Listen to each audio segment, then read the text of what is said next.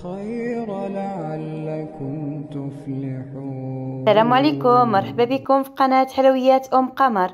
فيديو جديد، وصفة جديدة إن شاء الله. اليوم غنشارك معكم الصابلي بالنكهة ديال البهلة أو الغريبة ديال البهلة، وفي نفس الوقت بالنكهة ديال الكراميل. هاد الصابلي بلا بيض بلا خميرة، مكونات جد بسيطة، كيجي مقرمش وهشيش وكيجي كذلك محمر. فغنخليكم مع طريقة التحضير وفي نفس الوقت غنعطيك المقادير. فبسم الله على بركة الله.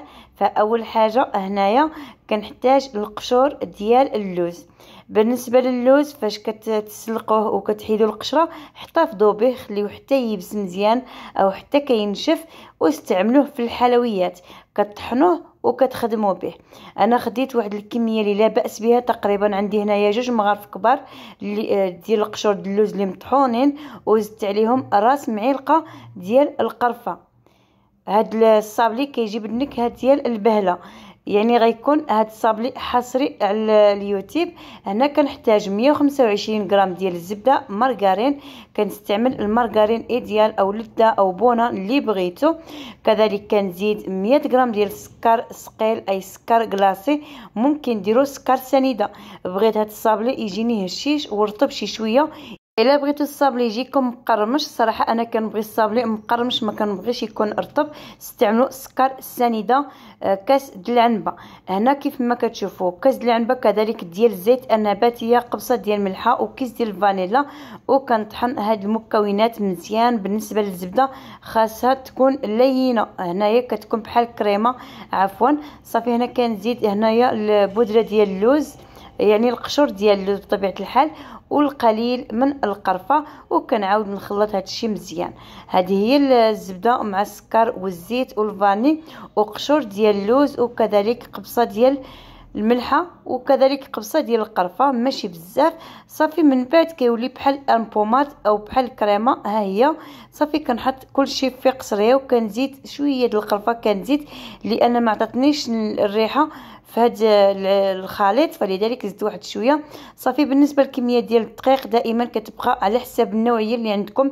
انا هاد الماركه ديال الدقيق عندي حاليا دغيا كيتشرب، استعملت 400 غرام ديال الدقيق، ولكن ما كنقولش لكم ديروا 400 او 500 او 300. دائما الدقيق تيبقى على حساب النوعيه، كتبقاو تضيفوا الدقيق بالتدريج، وكتجمعوا العجينه ديال الصابلي فقط بالاطراف ديال الاصابع. من كنديروا الفرينه او الدقيق كنحاولوا ندخلوه ما بين الاصابع او الاطراف، باش هكا العجينه ديال الصابلي ما تقلصش لينا.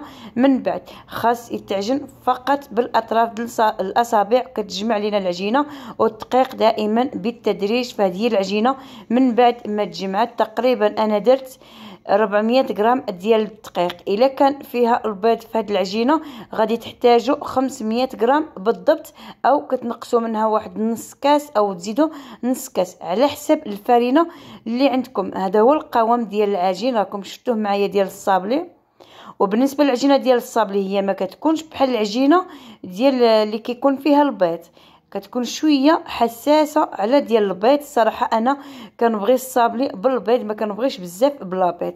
صافي كنقسم العجين، من بعد كنطلقوه ما بين بلاستيكه، كنرش بشويه ديال الدقيق لان عندي واحد الصهد هنا في الكوزينه، فلذلك رشيت شويه ديال الدقيق او الفرينه، وكنطلق العجينه او كنسرحها على سطح العمل. بطبيعه الحال درت بلاستيك غذائي، والعجينه تكون رقيقه ما تكونش غليظه بزاف. وهنا بالنسبه للسليبات بزاف د الاخوات كيسولوا عليها، دابا راه ما بقاش الثمن ديالها غالي بزاف، الثمن ديالها الصراحه راه رخيص بزاف. كاين الصغيره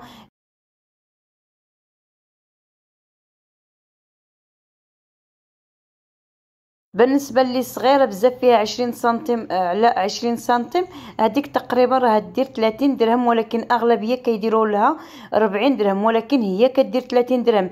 انا هذه خديتها كبيره، خديتها ب 60 درهم، ولكن كاين اللي غيقول لكم دايرين 70 درهم حتى ل 80 درهم، ولكن الثمن ديالهم ما كيتعداش 60 درهم. 60 درهم هذا هو الثمن ديالهم، والصراحه حاجه مزيانه.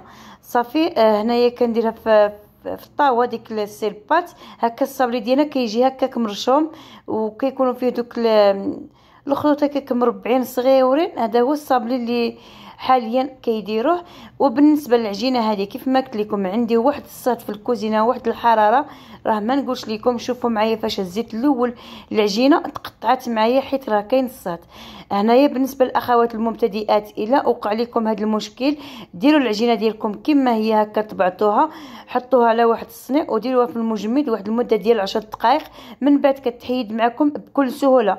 انا اللي درتهم هكاك دواور ماشي متقوبين، حيدتهم وحطيتهم في الطاوه، وهادو غنديرهم في المجمد. هادو اللي غيكونوا هكا فيهم دوك الحفره في الوسط باش هكا ما يتكسروش معايا، غادي نحطهم في المجمد على الاقل مده ديال 8 دقائق على حسب، ومن بعد كيتحيدوا بكل سهوله. هاد العجينه اللي كتكون في الوسط باش هكا ما تقطعش لينا العجينه الصابلي وما تكسرش. غير كان عندي واحد الصاد، ها نتوما هكا كتكون الطريقه افضل، ولكن انا بما انني قلت لكم عندي غير الحراره والصاد فلذلك استعملت هذه الطريقه ديال المجمد. اما انا الصابلي كنخدموه غير هكاك عادي وكنستفوه في الطاوه، فانا كيجيني ساهل بهذه الطريقه يعني بلا مجمد. ولكن كاخوات المبتدئات باش هكا ما توقعوش في المشكل، لان الصابلي بلا بيض كيكون حساس بزاف. صافي هنايا شوفوا من بعد ما كنحيد العجينه ديال الصابلي من المجمد كنحيد ليها هكا دوك الحفر بكل سهوله وكنست في الطاوه هاد الصابلي. وهنايا بزاف الاخوات كيتسائلوا على الطياب ديال الصابلي علاش كيجيني انا محمر. الطياب ديال الصابلي هنايا انا كنشعل الفران ديال الغاز على النار اللي تكون عاليه مده ديال 15 دقيقه، من بعد ما كندخل الطاوه كتكون النار مهيله حتى كتقرب انها تنطفى، وكنخلي الصابلي يطيب على خاطر، ولكن ما كنبعدش عليه باش هكا ما يتحرقش ليا. خاصكم تردوا البال مزيان مع الصابلي. كي كتشوفوه بدا يتحمر شي شويه من بعد كنزلوه لتحت كنخليه يتحمر، ولكن ما تغفلوش عليه نهائيا، بقاو حداه باش هكا ما يتحرقش معكم. صافي هنايا من بعد ما طاب الصابلي كيف كتشوفوا معايا كيجي الصراحه اللون موحد محمر، وفي نفس الوقت كيجي مقرمش ما بين القرمشه والرطوبه. انا صراحه كنبغي الصابلي يكون مقرمش، ما كنبغيش بالسكر ثقيل.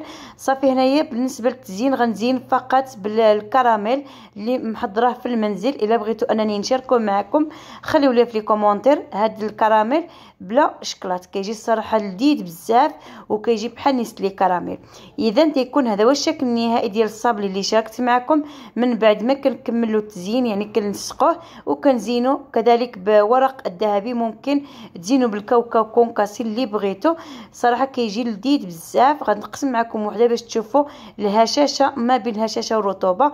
صراحه الصابلي كيجي بنين بزاف، كنتمنى انكم تجربوه لانه فعلا كيستحق التجربه. وهنا نخليكم مع بعض الكواليس مع قمر. يعني صراحه التصوير معها كيكون صعيب بزاف، هانتوما شوفوا. فنخليكم مع فيديو جديد ووصفات جديده ان شاء الله. دمتم في امان الله وحفظه، والى اللقاء.